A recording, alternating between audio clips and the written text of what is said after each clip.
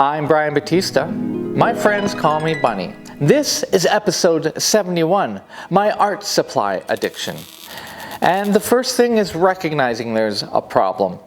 Not just a problem, but a bit of a mess. And you see behind me my shelving unit. 6 shelves to be exact, and I'm going to go down bin by bin, cleaning up and doing a little inventory. I want to see what I have, what I'm low on, and also how much have I spent.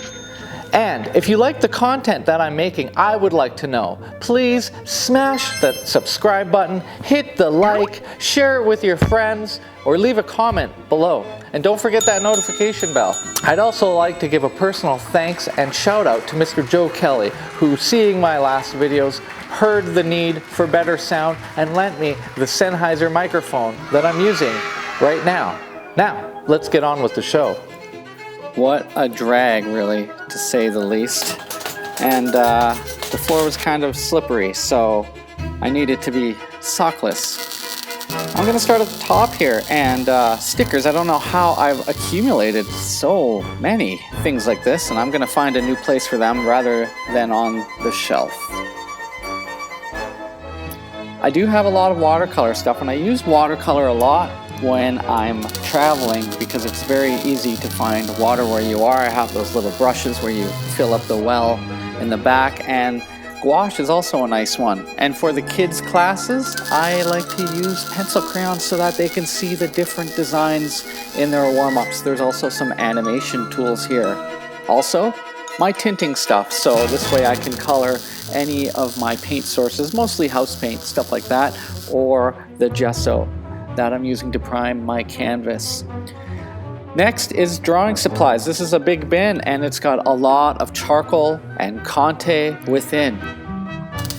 Drawing is really, in my opinion, the wheelhouse to all arts. You need to have lots of varieties of drawing tools before you waste money painting. Get good at the craft of studying value. Speaking of painting, now we go into my biggest, heaviest bin. This is my oil painting supply, and it's ridiculous. Some of these paints I've had since high school.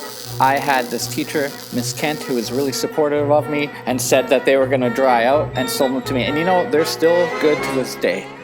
Then we go into acrylics, which I had to throw a lot away because they dry out so quickly. They tend not to last if a little bit of air gets in them. So I will have to repopulate some of these supplies. Next is my marker collection, and I love Copic markers and have done the math, and they're much cheaper in the long run, alcohol-based and refillable. You gotta love that. Brushes, on the other hand, I don't think you can ever have too many, and I have all sorts, including brushes for ladies' makeup. They're great and they're soft, from cheap to expensive and everything in between. I never have a problem when I don't know what I need.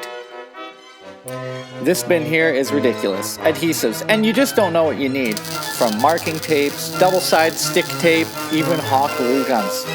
Ready at my disposal. It's actually kind of impressive now that I look at how ridiculous my collection is. Here I have my sandpapers and tons of acrylic mediums which didn't fit in the acrylic paint bin. And I've got panels, health and safety stuff, and some sculpture stuff here that isn't at my home sculpture studio, just for little fixes here and there, and small bits of rope and dowel to tie things up if I need. And this also accompanies all the tools that I have. Now, spray paint, this is a new one for me. I did my first mural last year, and I think I really missed my calling. So I'm slowly building up my spray paint collection. And I also have a few bins of kids' supplies, which is random things, craft paints, all sorts of stuff that doesn't fit into another bin. I finally make it all the way back up to the top shelf. And this is where I've just got a mishmash of things, including my airbrush that I haven't used in a long time, but what a great system. Tiny little quiet compressor, and I've got a whole bunch of stencils that I've cut and used over time.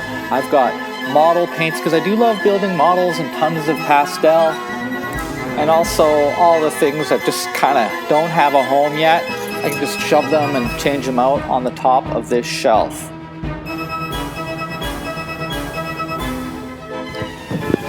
Contrary to what you might be thinking, because you're watching time-lapse, that I am not this quick. And in fact, this whole thing took me about 3 days. I even repackaged some paint. But eventually, I got it done. And at this point, it feels like a pretty big achievement. And I'm pretty happy that this is behind me now.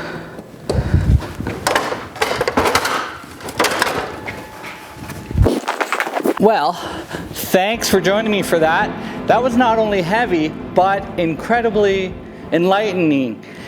While I went through it, I made a little list, so now I know if there's anything that I need and what's running out, that I'll have to order it. Don't forget to like, subscribe, do all those YouTube things for the YouTube algorithm. And join me again for episode 72. I have no idea what it's going to be, so leave me some comments or email me. Anyways, I'm Brian Bunny Batista. Thanks for joining me. Ciao for now.